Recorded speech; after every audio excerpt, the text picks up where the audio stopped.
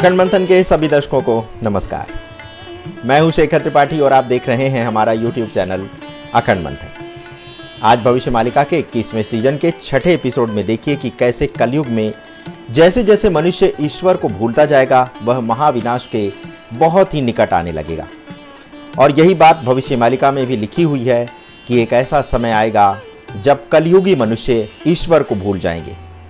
संसार में धर्म को मानने वाले लोग कम होते जाएंगे, वहीं धर्मगुरु और बाबा लोग तो लोगों को मूर्ख बनाने का काम आरंभ कर देंगे। यानी संसार के लोग स्वयं ही विनाश की ओर बढ़ते जाएंगे। वहीं दूसरी तरफ अपराध बढ़ता जाएगा और अपराधी खुलेआम अपराध करने लगेंगे। ये श्रृंखला यहीं थमने वाली नहीं है, बल्कि ये संसार कई ऐसी महामारियों का गवाह भी बनेगा जो मानवीय सभ्यता के अंत का कारण भी बन सकती हैं। यही नहीं, हर देश के लोग अपनी सरकारों के विरुद्ध सड़क पर उतरने लगेंगे और धीरे धीरे ऐसी घटनाएं सारे संसार में देखने को मिलने लगेंगी।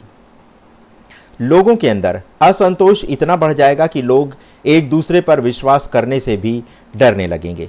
जहां एक और भविष्य मालिका में कलयुग के प्रकोप की बात की जा रही है, वहीं दूसरी तरफ देश में फैले आंतरिक युद्ध की भयानक स्थिति का भी वर्णन किया गया है। आपको बता दें कि भविष्य मालिका के अनुसार पश्चिम बंगाल से ये आंतरिक युद्ध आरंभ होगा और धीरे धीरे ये घातक रूप ले लेगा, जिसके चलते बड़े पैमाने पर लोगों की मृत्यु होगी और ये श्रृंखला चलती ही जाएगी। ये आंतरिक बवाल बहुत बड़े जानमाल के नुकसान का कारण भी बन सकता है। ये वातावरण बड़ा ही खतरनाक होगा, जिसके चलते हर ओर अफरा तफरी मच जाएगी। भविष्य मालिका के अनुसार इस बड़े तनाव में या कहें इस गृह युद्ध में करीब 10 लाख लोगों की मृत्यु हो जाएगी। इस बड़ी संख्या में कोई एक समुदाय नहीं होगा, बल्कि इसमें सभी समुदाय के लोग सम्मिलित होंगे और यहीं से आरंभ होगा एक ऐसा युद्ध जो धीरे धीरे महाभारत का रूप ले लेगा। भविष्य मालिका के अनुसार ये समय बेहद कठिन रहने वाला है, क्योंकि एक तरफ विभिन्न देशों में बढ़ने वाला तनाव है और दूसरी तरफ प्राकृतिक आपदाएं। ये सब सारे संसार को बड़े संकट में डाल देंगी। लगातार धरती पर होने वाले प्राकृतिक आपदाओं के कारण दुनिया में 7 दिनों तक अंधकार छा जाएगा। 7 दिनों के अंधकार में संसार बेहद ही संकट के दौर से गुजरेगा। लोग इस अंधकार से निकलने का प्रयास भी करेंगे, लेकिन उनका हर प्रयास असफल होगा। इस 7 दिन के अंधकार होने का जो समय भविष्य मालिका में बताया गया है वह 2022 से लेकर 2029 तक का है। तो इस 7 वर्ष के भीतर ये समय आ सकता है जब हर ओर अंधेरा छा जाए और सूर्य देवता के दर्शन भी दुर्लभ हो जाए। वैसे 2022 से 2024 तक का समय अभी निकल चुका है, लेकिन इस बीच अभी 7 दिन के अंधकार की स्थिति तो नहीं दिख रही है। लेकिन कहा जा रहा है कि 2025 में आने वाला सौर तूफान पृथ्वी पर एक बड़े प्राकृतिक परिवर्तन का संकेत दे सकता है। एक और समय विशेष बताया जा रहा है कि जैसे शनि का मीन राशि में गोचर होगा, ये समय भारत के लिए भी एक बड़ी आपदा का कारण बन सकता है। इसी मीन शनि के गोचर में भी 7 दिन का अंधकार छाया रह सकता है और इसी समय भारत पर विदेशी शक्तियों द्वारा एक बड़ा हमला भी ओडिशा में हो सकता है। साथ ही साथ 13 इस्लामिक देशों के द्वारा भी भारत के विरुद्ध कोई बड़ा षड्यंत्र खड़ा किया जा सकता है। ये सभी देश भारत पर हमला इस मंशा से करेंगे कि भारत कमज़ोर है, क्योंकि उस समय तक भारत में गृह युद्ध छिड़ चुका होगा और ये सब घटनाएं शनि के मीन राशि में जाने के कारण होंगी। ये चौथा महायुद्ध होगा जिसे संसार के लोग तीसरे विश्व युद्ध के नाम से जानेंगे। भविष्यवाणी के जानकारों की माने तो जब वर्ष 2022 में शनि मकर से निकल करके कुंभ में गया था, तब उसी दौरान ही विश्व युद्ध की नींव पड़ चुकी थी और उसी दौरान रूस और यूक्रेन का युद्ध भी आरंभ हो गया था। भविष्य मालिका के अनुसार जहां एक और दुनिया प्राकृतिक आपदाएं, तबाही, आंतरिक तनाव और बड़ी घटनाओं के रूप का साक्षी बन रही होगी, वहीं शनि के कुंभ राशि में प्रवेश करते ही संसार के कई देश तीसरे विश्व युद्ध में अप्रत्यक्ष रूप से सम्मिलित हो जाएंगे।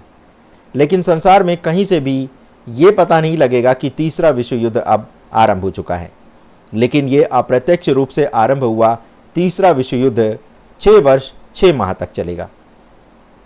अब अगर रूस यूक्रेन युद्ध से तीसरे अघोषित विश्व युद्ध के समाप्त होने की बात को माने तो अभी इसे समाप्त होने में 4 वर्ष का समय शेष है और अभी 2 वर्ष युद्ध को हो चुका है। यानी ये विश्व युद्ध 2028-29 तक समाप्त होगा और धीरे धीरे इसी युद्ध की आग में दूसरे देशों में भी फैलने लगेगी और 2028 तक इसमें संसार के कई देश कूद पड़ेंगे। इस विश्व युद्ध के दौरान पूरा संसार 2 भागों में बंट जाएगा। ये तीसरा विश्व युद्ध इतना भयानक होने वाला है कि लोगों को कुछ सूझेगा नहीं कि क्या करें। लोगों को लगेगा कि आत्महत्या करना ही सबसे सरल मार्ग है। भविष्यमालिका के अनुसार ये जो तीसरा विश्व युद्ध है वो भूखमरी, आंतरिक गृह युद्ध और आपसी ज़मीनी विवाद के चलते आरंभ होगा। इस युद्ध में आरंभ में तो छोटे टैक्टिकल वेपन यानी कम क्षमता वाले परमाणु हथियारों का प्रयोग होगा, लेकिन बाद में बड़े बड़े परमाणु बम ब्लास्ट होने लगेंगे। भविष्यमालिका की एक और भविष्यवाणी ये भी कहती है कि भारत आंतरिक युद्ध के साथ साथ चौथे महायुद्ध यानी दुनिया के तीसरे विश्व युद्ध की मार भी झेलेगा। लेकिन भारत के सामने 13 मुस्लिम देश और चीन हार मान जाएंगे। पाकिस्तान समेत 13 मुस्लिम देशों में बहुत कम लोग ही बचेंगे और ये सभी देश भारत में समर्पण कर देंगे। साथ ही साथ पाकिस्तान भारत से क्षमा मांगते हुए अपना विलय भारत में करवाएगा। इस महायुद्ध में जो अंतिम लड़ाई होगी वो भारत में होगी, क्योंकि भारत आखिरी के 13 महीनों में ही युद्ध में सम्मिलित होगा। भारत की लड़ाई चीन के लिए बड़ी मुसीबत बन जाएगी, जिसके चलते चीन कई टुकड़ों में बढ़ जाएगा। भविष्यमालिका की भविष्यवाणी कहती है यही वो समय होगा जब अखंड भारत की नींव पड़ जाएगी। ये जो चौथा महायुद्ध होगा, जिसे दुनिया तीसरे विश्व युद्ध के नाम से जानेगी, इसके बाद दुनिया अखंड भारत को बनते हुए देखेगी। इस दौरान संसार में केवल 101 देश ही बचेंगे, जिनमें से अधिकतर देश अफ्रीका, दक्षिण अमेरिका और महाद्वीप में होंगे। यही नहीं, महायुद्ध में अपनी शक्ति का परचम लहराने के बाद भारत शक्तिशाली देश के साथ विश्वगुरु के रूप में भी स्थापित हो जाएगा। इन सब के बाद लोकतंत्र की व्यवस्था समाप्त होगी और भगवान कल्कि का शासन आरंभ होगा और इसके बाद पूरे संसार में 1000 वर्ष तक शांति का युग आएगा। इस तरह भारत आंतरिक संघर्ष से लेकर अखंड भारत तक की यात्रा तय करेगा। सबसे बड़ी बात यह है कि इस सारे संघर्ष के दौरान भारत में एक अदृश्य अलौकिक शक्ति काम करेगी, जो धीरे धीरे भारत में फैलनी आरंभ हो जाएगी। इसी शक्ति के कारण जो गृह युद्ध आरंभ होगा, धीरे धीरे वह प्रेम में परिवर्तित होने लगेगा और लोग धार्मिक भेदभाव ऐसे भूल जाएंगे जैसे ये कभी था ही नहीं, और भारत के लोगों के अंदर से आध्यात्मिक क्रांति आरंभ हो जाएगी। अभी धर्म के कारण जो युद्ध आरंभ होगा वह समाप्त होगा समाज की समतावादी सोच पर, और इसके बाद संसार में बस एक ही धर्म होगा और वह होगा मानव धर्म। तो प्रिय दर्शकों, आज के भविष्यमालिका के आज के एपिसोड में बस इतना ही। मिलते हैं कल एक नए अंक के साथ। तब तक के लिए हमें अनुमति दें। धन्यवाद। नमस्कार।